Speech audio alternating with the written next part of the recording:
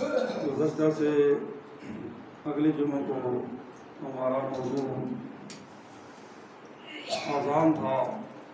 کہ اذان کی ابتدا کیسی ہوئی، اور اس میں مفصل بات ہو چکی تھی، اور ہم یہاں تک پہنچے تھے کہ حضرت ابو محذورہ رضی اللہ تعالی عنہ کو رسول اللہ صلی اللہ علیہ وسلم نے دعا اذان سکھلائی، اور وہ حرم کے مؤذن بنے اور تا حیات حرم کے اندر اذان دیتے رہے۔ تو اللہ تبارک و تعالیٰ نے قرآن مجید کے اندر شاعر اللہ کے ساتھ مذاق اور استہزاء کرنا یہود و نصارہ کی علامات بتائی ہیں کہ یہود و نصارہ روز اول ہی سے اسلامی تعلیمات کے دشمن تھے۔ تو قرآن نے کہا کہ وَإِذَا نَادَيْتُمْ إِلَى الصَّلَاةِ اتَّخَذُوهَا هُزُوًا وَلَعِبًا، کہ جب تم اذان کے لیے پکارتے ہو، نماز کے لیے پکارتے ہو، نماز کے لیے جو پکارا جاتا ہے اس کو اذان کہا جاتا ہے۔ یعنی اذان کے اندر جو ہم پڑھتے ہیں کہ حی علی الصلاۃ حی علی الفلاح، یہ نماز کے لیے پکارنا ہے، تو قرآن نے اس کو ندا کے ساتھ تعبیر کیا ہے کہ وَإِذَا نَادَيْتُمْ، اور جب تم پکارتے ہو الی الصلاۃ، نماز کی طرف، تو وہ یہود و نصارہ اس کو مذاق اور کھیل بناتے ہیں۔ تو ایک نصرانی جو جب بھی اذان ہوتی تھی اور مذاق کے طور پر یہ کہتا تھا کہ کاظم کو ڈھونٹے کو اللہ تبارک و تعالیٰ جلا دے۔ اللہ تبارک و تعالیٰ کی شان کہ وہ نصرانی جو تھا اس کا ایک نوکر تھا جس سے آگ کی چنگاری اس کے گھر میں گر پڑی، اور وہ سوئے ہوا تھا، وہ خود بھی اور اس کا سارا گھر جل کر خاک ہو گیا۔ وہ اپنی ہی اس بات کا مصداق بن گیا۔ تو اس طرح حدیث سے اور قرآن مجید کی آیت سے یہ پتہ چلتا ہے کہ اذان کے ساتھ مذاق کرنا، کیونکہ اذان جو ہے یہ بھی شعائر اللہ میں سے ہے۔ تو جو انسان بھی دین اسلام کی کسی شاعر کی بھی توہین کرے گا تو اللہ تبارک و تعالی اس کا انجام برا کرے گی۔ اور اذان یا اذان کی طرح دیگر جو شاعر دین ہیں ان کے ساتھ جو آدمی مذاق کرے گا وہ یہود اور نصارہ کا پیروکار اور ان لوگوں کے ساتھ اس کا حشر ہوگا۔ اس لیے اللہ تبارک و تعالی نے کہا کہ وہ اذان کے ساتھ مذاق کرتے ہیں اور اس کو کھیل اور تماشا بناتے ہیں۔ تو مسلمان ہم جو ہیں، ہم بھی آج اذان کی وہ قدر، اذان کی وہ فضیلت جو اللہ کے نبی صلی اللہ علیہ وسلم نے بتلائی ہے اس کا ہم خیال نہیں رکھتے، وہ جان بوجھ کر یا انجانے میں، لیکن دونوں طریقے سے یہ انجام بہرحال خطرناک ہے۔ تو بعض حدیث میں جو بھی آتا ہے کہ جو آدمی اذان کی تعظیم نہ کرے، اذان کا ادب نہ کرے،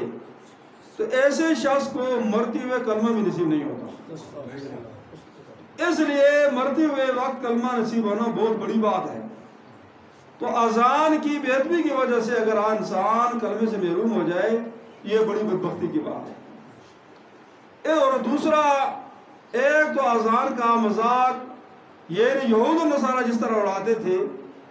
اور دوسرا مسلمان لوگ جو ہیں اذان ہو رہی ہے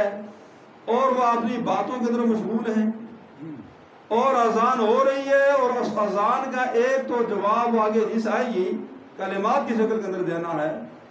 اور دوسرا اس کا جواب جو عمل کی شکل کے اندر دینا ہے۔ عملی شکل میں جواب یہ دینا ہے کہ جب اذان ہو جائے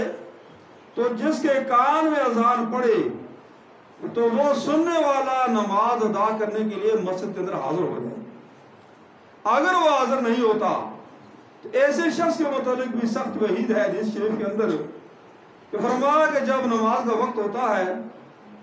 اور اذان دینے والا اذان دیتا ہے اور جو آدمی اذان سن کر مسجد کا رخ نہیں کرتا تو رسول اللہ صلی اللہ علیہ وآلہ وسلم نے ارشاد فرمایا کہ سراسر ظلم ہے سراسر کفر ہے اور سراسر نفاق ہے۔ تینوں بدعائیں اللہ کے نبی صلی اللہ علیہ وسلم کی زبان اقدس سے نکلی کہ جو آدمی مؤذن کی آواز سن کر یعنی مسجد کے اندر نہیں آتا، نماز کے لیے حاضر نہیں ہوتا، فرمایا اس شخص کا فعل سراسر ظلم ہے، سراسر کفر ہے اور سراسر نفاق ہے، جو اللہ کے منادی اور مؤذن کی اذان سن کر مسجد کے اندر حاضر نہیں ہوتا۔ تو اس لیے جو آدمی اذان کی آواز سن کر مسجد کے اندر حاضر نہیں ہوتا، تو یہ بھی ایک لحاظ سے اذان کے ساتھ مذاق کر رہا ہے، اور اذان کے ساتھ جو بھی مذاق کرے گا تو وہ یہود اور نصارہ کا پیروکار اور ان کے نقش قدم پر چلنے والا ہے۔ اور جو اذان کا ادب اور احترام کرے گا تو وہ رسول اللہ صلی اللہ علیہ وآلہ وسلم کی امت میں سے اٹھایا جائے گا، آپ کے وفاداروں میں سے اٹھایا جائے گا۔ اس لیے اذان جو ہے اس کا ادب کرنا اور عملاً اس کا جواب دینا انتہائی لازمی اور ضروری ہے۔ اور حدیث شریف کے اندر آتا ہے کہ جب اذان پڑھی جاتی ہے، فرمایا کہ اذان کی آواز سن کر شیطان بھاگ جاتا ہے، اور جب اللہ کے نبی نے یہ بات ارشاد فرمائی مدینہ شریف کے اندر، فرمایا کہ اذان کی آواز سن کر شیطان مقام روحہ تک بھاگ جاتا ہے، اور مقام روحہ مدینہ شریف سے 36 کلومیٹر کے فاصلے پر تھا۔ تو گویا اذان کی آواز سن کر شیطان جب بھاگ جاتا ہے، اور دوسری حدیث کے اندر بخاری شریف کے اندر آتا ہے کہ جب اذان ہوتی ہے، فرمایا شیطان کے کان میں جب اذان پڑتی ہے، فرمایا کہ اس کی آواز خارج ہو جاتی ہے اور وہ بھاگ جاتا۔ تو اذان کے کلمات سن کر، اذان کی آواز سن کر جو آدمی نماز کی طرف نہیں آتا، بھاگ جاتا ہے، تو وہ بھی دوسرے الفاظ میں انسان کی شکل کے اندر ایک شیطان ہے، کیونکہ شیطان کا ذکر کرتے ہوئے اللہ تبارک و تعالیٰ نے قرآن میں جو ارشاد فرمایا کہ من الجنت والناس، وہ شیاطین جنوں میں سے ہوں یا انسانوں میں سے ہوں۔ تو اس آیت سے یہ پتہ چلتا ہے کہ ایک تو وہ بڑا شیطان ہے، لیکن اس کے آگے جو پیروکار شیطان ہیں وہ جنات میں سے بھی ہیں، وہ انسانوں میں سے بھی ہیں۔ اس لیے فرمایا کہ من الجنت والناس، وہ شیاطین انسانوں میں سے ہو یا جنوں میں سے ہو، تو اس سے پناہ مانگنے کا اللہ تبارک و تعالیٰ نے حکم دیا۔ اور حدیث شریف کے اندر آیا کہ شیطان کے کان میں جب اذان پڑتی ہے تو وہ سن کر بھاگ جاتا۔ تو آپ بھی اندازہ لگائیں، کوئی شادی ہو، کوئی مجمع ہو، کوئی میٹنگ ہو، کوئی جلسہ ہو، اس میں سے آپ دیکھیں کہ سارے لوگ مشترکہ جمع ہوں گے، لیکن جو ہی اذان ہوگی ان میں لوگ دو فریقوں کے اندر بڑھ جاتے ہیں۔ ایک فریق مسجد کی طرف کا رخ کرتا ہے اور دوسرا فریق جو ہے بھاگنے کی کوشش کرتا ہے۔ گویا اذان کی آواز سن کر کسی بھی جگہ سے جو آدمی بھاگ جاتا ہے، اس کو فکر کرنی چاہیے کہ وہ انسانی شکل کے اندر در حقیقت شیطان ہے۔ اور اذان کی فضیلت اتنی زیادہ ہے کہ رسول اللہ صلی اللہ علیہ وسلم نے ارشاد فرمایا، جس طرح میں نے کئی مرتبہ آپ کو پہلی صف کے متعلق کہا کہ جو آدمی مسجد کے اندر آئے وہ پہلی صف کے اندر بیٹھنے کی کوشش کرے، لیکن ہمیں اس بات کی پرواہ نہیں ہے۔ تو حدیث کے اندر آتا ہے کہ رسول اللہ صلی اللہ علیہ وسلم نے فرمایا، اگر لوگوں کو معلوم ہو جائے پہلی صف کے اندر نماز پڑھنا اور اذان کے ثواب کا، فرمایا پھر پہلی صف حاصل کرنے کے لیے اور اذان دینے کے لیے قرعہ ڈالا جاتا، قرعہ اندازی کی جاتی، مقابلہ ہوتا کہ بھائی میں پہلی صف کے اندر بیٹھوں گا اور دوسرا کہے گا کہ میں اذان پڑھوں گا، اتنا بڑا اجر و ثواب ہے۔ لیکن اللہ تبارک و تعالیٰ نے اذان کے ثواب کو بھی اور پہلی صف کے اندر بیٹھنے کے ثواب کو بھی پردے کے اندر چھپا کر رکھا ہوا ہے۔ یہ جب انسان پر موت آئے گی اور موت کے بعد جب عالم برزخ شروع ہوگا، پھر انسان کو ان تمام چیزوں کے ثواب کا اور ان کے انعامات کا پتہ چلے گا۔ اور اسی طرح حدیث شریف کے اندر آتا ہے کہ رسول اللہ صلی اللہ علیہ وآلہ وسلم نے فرمایا، اور عمر رضی اللہ تعالیٰ اس کی روایت کرتے ہیں، فرمایا کہ جب مؤذن اذان شروع کرے تو جو آدمی اذان سن رہا ہو، جس کے کان میں اذان کی آواز پہنچتی ہو، فرمایا وہ انہی کلمات کے ساتھ اذان کا جواب دیتا رہے۔ یعنی مؤذن جب اللہ اکبر کہے گا تو سننے والا بھی اس کے جواب کے اندر اللہ اکبر کہے، اور جب مؤذن اشہد ان لا الہ الا اللہ کہے، فرمایا کہ سننے والا بھی اشہد ان لا الہ الا اللہ کہے، اور جب مؤذن اشہد ان محمد رسول اللہ پڑھے تو سننے والا بھی اشہد ان محمد رسول اللہ پڑھے، اور جب مؤذن حی علی الصلاۃ پڑھے تو سننے والے اس کے جواب کے اندر پڑھے لا حول ولا قوت الا باللہ۔ جب دوسری مرتبہ وہ حی علی الصلاۃ پڑھے پھر بھی اس کے جواب کے اندر یہی کلمات دہرائی، اور جب حی علی الفلاح 2 مرتبہ مؤذن اذان کے اندر پڑھے، فرمایا اس کا سننے والا بھی اس کے جواب کے اندر لا حول ولا قوت الا باللہ پڑھے۔ یعنی یہ 4 مرتبہ حی علی الصلاۃ اور حی علی الفلاح کے جواب کے اندر لا حول ولا قوت الا باللہ یہ پڑھنا ہے۔ اور فرمایا کہ اس کے بعد جب مؤذن اللہ اکبر کہ سننے والا بھی اس کے جواب کے میں اللہ اکبر ہی کہے، اور جب وہ لا الہ الا اللہ کہے تو سننے والا بھی اس کے جواب کے اندر لا الہ الا اللہ ہی پڑھے، اور جب اذان ختم ہو جائے فرمایا اگر پھر وہ شخص یہ دعا پڑھے کہ اللہم رب هذه الدعوة التامة والصلاة القائمة آت محمد الوسیلة والفضیلة وابعثه مقاما محمودا الذی وعدته انک لا تخلف المیعاد۔ تو فرمایا رسول اللہ صلی اللہ علیہ وسلم نے اگر اس نے یہ کلمات دل کے ساتھ کہے، فرمایا کہ اس شخص پر جنت جو ہے وہ واجب ہوگی۔ تو اس لیے گویا دن میں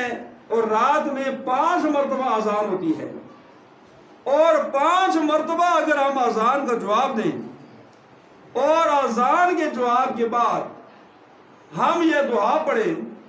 تو اللہ کے نبی صلی اللہ علیہ وسلم نے ارشاد فرمایا کہ ایسا آدمی جنت کے اندر داخل ہو گیا۔ اور دوسری حدیث کے اندر آتا ہے کہ اس آدمی کے لیے میری شفاعت کرنا واجب ہوگی، اور ایک دوسری حدیث کے اندر آتا ہے کہ جو آدمی اذان سنے اور اذان سننے کے بعد یہ کلمات پڑھے اور اس کے بعد یہ دہرائے کہ اشہد ان لا الہ الا اللہ وحدہ لا شریک لہ وان محمدا عبدہ ورسولہ رضیت باللہ ربا وبمحمد رسولا وبالاسلام دینا۔ تو ایک حدیث کے اندر یہ الفاظ کا تغیر مختلف آیا ہے،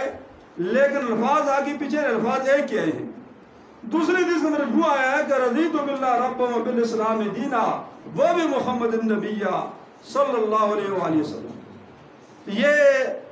یہ کلمات جو پڑھے گا تو رسول اللہ صلی اللہ علیہ وسلم نے فرمایا کہ اس شخص کے سارے گناہ معاف ہو جائیں گے۔ اور یہ کلمات اکثر اوقات جو بیانات کے اندر یہ باتیں بیان کی جاتی ہیں تو باقاعدہ مستقل طور پر یہ سارے بیان نوٹ ہو رہے ہیں، اور جن آدمی کے پاس موبائل ہے وہ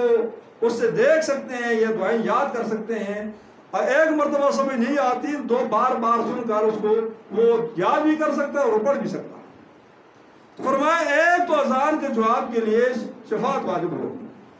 اور دوسرا فرمایا کہ جو دل کے ساتھ اذان کا جواب دے گا فرمایا وہ جنت کے اندر داخل ہو گئے، اور تیسرا جو اذان کا جواب دے گا اور اس کے بعد کلمہ توحید پڑھے گا اور یہ دعا پڑھے گا کہ رضیت باللہ ربا وبمحمد الرسول وبالاسلام دینا، اس کے سارے گناہ معاف ہو گئے۔ اب 5 اوقات میں اذان جب ہوتی ہے اور 5 اوقات میں انسان اگر یہ دعائیں پڑھے گا، موت ٹوٹل حقیقت ہے، وہ کسی وقت آ جائے گی، لیکن اگر وہ 5 اوقات میں اس نے کسی بھی وقت اذان کا جواب دیا ہوگا اور دعا پڑھی ہوگی، یقیناً وہ مرنے والا شخص جنت کا حقدار بن جائے گا، اور رسول اللہ صلی اللہ علیہ وسلم کی شفاعت اس کے لیے واجب ہو جائے گی۔ اور اسی طرح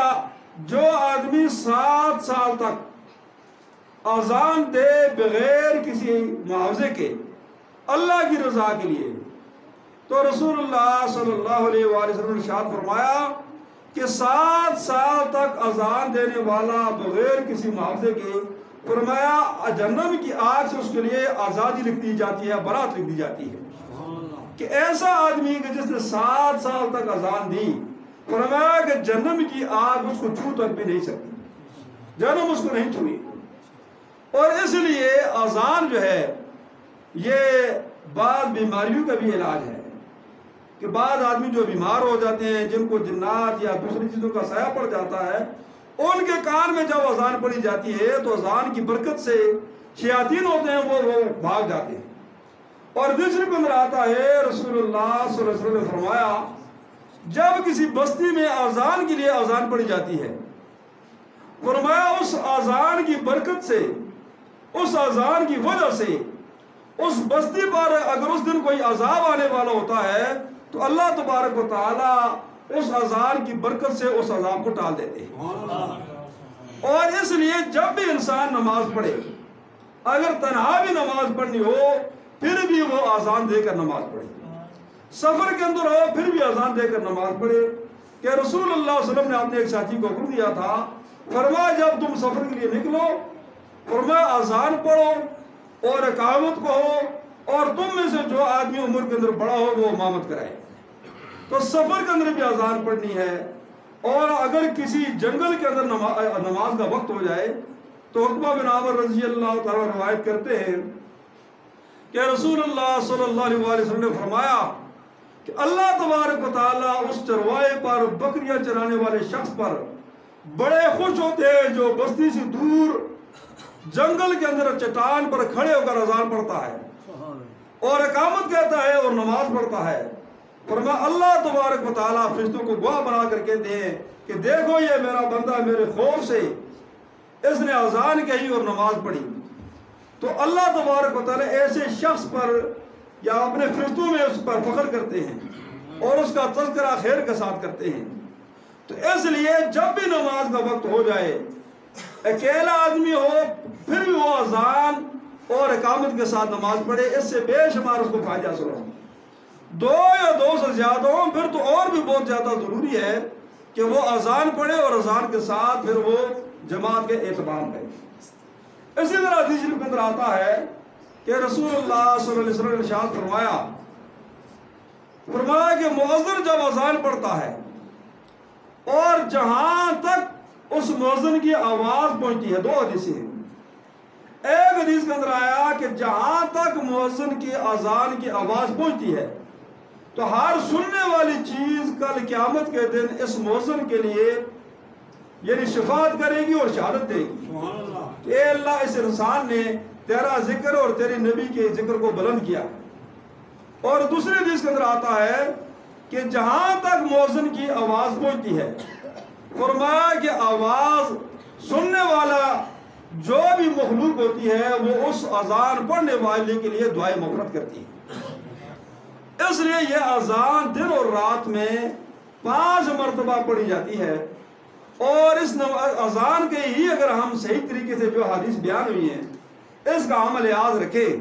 تو اللہ تبارک و تعالیٰ کی بے شمار نعمتیں اور برکتیں ہمارے اوپر نازل ہوگی، اور اس کے جواب سے بے شمار ہماری یعنی مصائب اور بلائیں اور آزمائش جو ہے وہ ٹل جاتی ہے۔ اس لیے اذان کے یہ کلمات جو ہے ان کو ہلکا نہ سمجھا جائے، یہ بہت بڑے کلمات ہیں، اور پھر یہ دنیا کا فائدہ علادہ اور آخرت کا فائدہ علادہ کہ رسول اللہ صلی اللہ علیہ وسلم نے ارشاد فرمایا کل قیامت کے دن جب سورج پھونکا جائے گا اور لوگ اپنی قبروں سے یعنی نئے سرے سے پیدا ہو کر نکلیں گے تو رسول اللہ صلی اللہ علیہ وسلم نے فرمایا کہ 2 آدمی، ایک حج کا تلبیہ پڑھنے والا لبیک اللہم لبیک اور دوسرا اذان پڑھنے والا، فرمایا جب وہ اپنی قبر سے نکلیں گے تو حاجی تلبیہ پڑھتا ہوا اپنی قبر سے نکلے گا اور مؤذن اللہ تبارک و تعالیٰ کے حمد و ثنا اور تکبیر کے کلمات کہتے ہوئے اپنی قبر سے نکلے گا۔ یہ کتنے بڑے درجے اور فضیلت کی بات ہے۔ اور ایک روایت کے اندر آتا ہے کہ 8 آدمیوں کا جسم قبر کے اندر سلامت رہتا ہے، یعنی ان کے جسم کو کوئی چیز مٹی کھا نہیں سکتی۔ ان 8 آدمیوں میں سے ایک آدمی مؤذن بھی ہے جو اذان دینے والا ہے، کہ اذان دینے والے کے جسم کو قبر کے اندر یعنی مٹی اور کیڑے نہیں کھائیں گے، اس کا جسم تا قیامت سلامت رہے گا۔ اور اس لیے اذان اللہ تبارک و تعالیٰ کی بڑھائی کا ایک ترانہ ہے جو دن اور رات میں 5 مرتبہ مساجد کے میناروں سے بلند ہوتا ہے۔ اور اذان پڑھنے والے کو اللہ کے نبی صلی اللہ علیہ وسلم نے یہ بھی بشارت دی ہے کہ کل قیامت کے دن اذان پڑھنے والوں کی گردن سب سے بلند ہوگی۔ ایک دوسرے حدیث کا معنی کہ اذان پڑھنے والے کی گردن بلند ہوگی، ظاہری معنی ہے کہ اس کی گردن لمبی ہوگی اور لوگوں سے وہ بڑا نظر آئے گا۔ لیکن ایک اس کا معنی یہ ہے کہ جس طرح ہم اپنی زبان میں کسی انسان کو دعا دیتے ہیں، کہتے ہیں کہ اللہ تبارک و تعالیٰ تجھے سر بلند فرمائے، کیا مقصود ہوتا ہے کہ تجھے کامیاب فرمائے۔ تو قیامت کے دن موزن جو ہوگا، ایک تو یہ ظاہری اعتبار سے بھی اس کا جسم اگر اللہ بڑا کر دے وہ بھی نمایاں نظر آئے گا لوگوں میں سے، دوسرا یہ ہے کہ وہ سرخروئی کے اعتبار سے، کامیابی کے اعتبار سے باقی لوگوں سے کامیاب ہو جائے۔ اور تیسری حدیث کے اندر آتا ہے، ایک اور حدیث کے اندر آتا ہے کہ رسول اللہ صلی اللہ علیہ وسلم نے فرمایا کل قیامت کے دن جب میدان محشر لگے گا، انسان اپنے اپنے گناہوں کی بدولت یعنی پسینوں کے زنجیروں کے اندر جکڑے ہوئے ہوں گے۔ چند لوگوں کو اللہ تبارک و تعالی نیک اعمال کرنے والوں کو اپنے سائے کے اندر جگہ عطا فرمائے گا، لیکن فرمایا کہ اس میدان محشر کے اندر 3 قسم کے لوگ ایسے ہیں کہ اللہ تبارک و تعالیٰ ان کو بلند مرتبوں پر مشک کے ٹیلوں پر فائز فرمائے گا۔ فرمایا ان میں سے ایک شخص وہ ہوگا جو کسی کا غلام اور نوکر ہو، فرمایا اللہ کے حقوق کو بھی وہ پورا بجا لاتا ہو، اور جس کے ساتھ اس نے معاہدہ کی ہوا ہے، وہ جس کا خادم ہے، جس کا نوکر ہے،